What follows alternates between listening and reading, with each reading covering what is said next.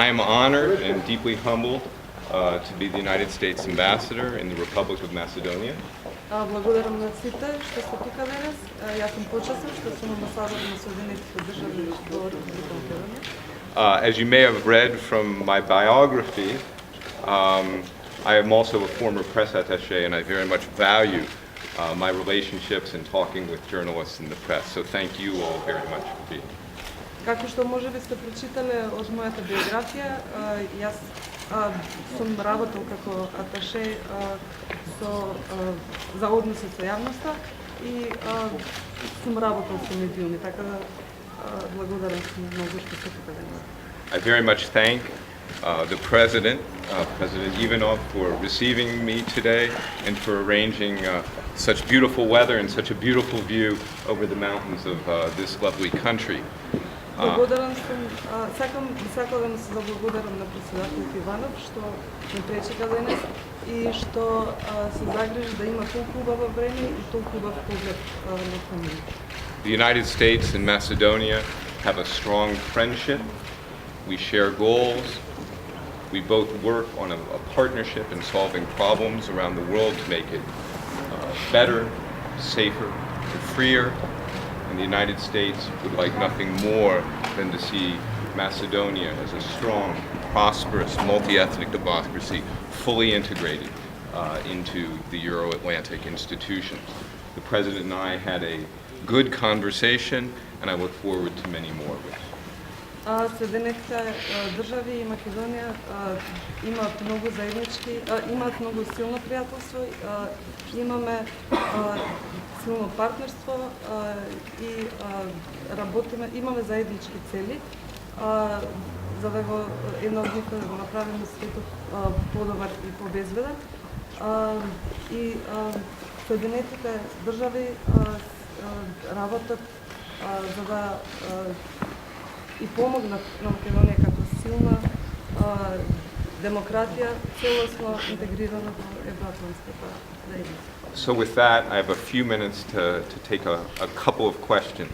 And I'm gonna, because she's smaller than everyone and can't reach over, but please, ma'am. That's her advantage always. Is that what gives her the advantage every time? Well, I didn't know that I'm new here. Mr. Ambassador, Yes. do you feel welcome in Macedonia because your last statement in the conference were criticized? During my testimony. Yeah. I feel very welcomed here. I've had a very warm welcome from the President of the Republic. We had a great conversation. Earlier in the day, I also spoke with the Foreign Minister. Again, a very, very warm welcome. The United States is a friend and partner of Macedonia. We recognize Macedonia by its constitutional name. And of course, we recognize the right of its citizens to define their identity how we choose. I see no reason why I wouldn't have a strong welcome. We have a good relationship. Mr. Ambassador, we came a very sensitive political situation in the country. What is your comment on that? I think we've given our comments. Obviously, as you say, it's a sensitive political situation.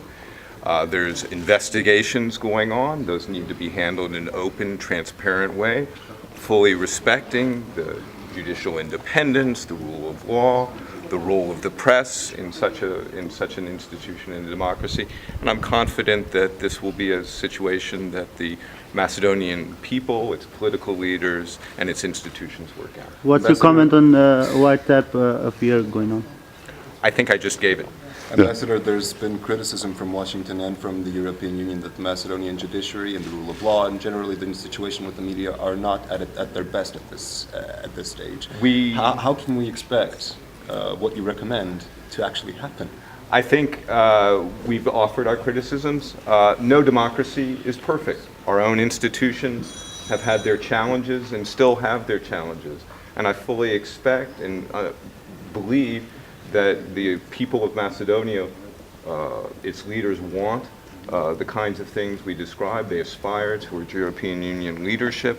The government has a commitment to the values that we all espouse. So I see no reason why in time this cannot happen. So you say this is a challenge? There are lots of challenges in the world. We have many challenges. Mr. Ambassador, Last question. I'm not sure if you have understand the question. Are you aware, are you clear now what ethnic communities live in Macedonia after your testimony in the committee? I don't think there's ever been any doubt about my question. In my testimony, I was asked a question about the status of interethnic relations in Macedonia, and in my answer, I mistakenly repeated the characterization used by the questioner. Throughout my testimony, I used the term ethnic Macedonian to describe the ethnic majority of this country.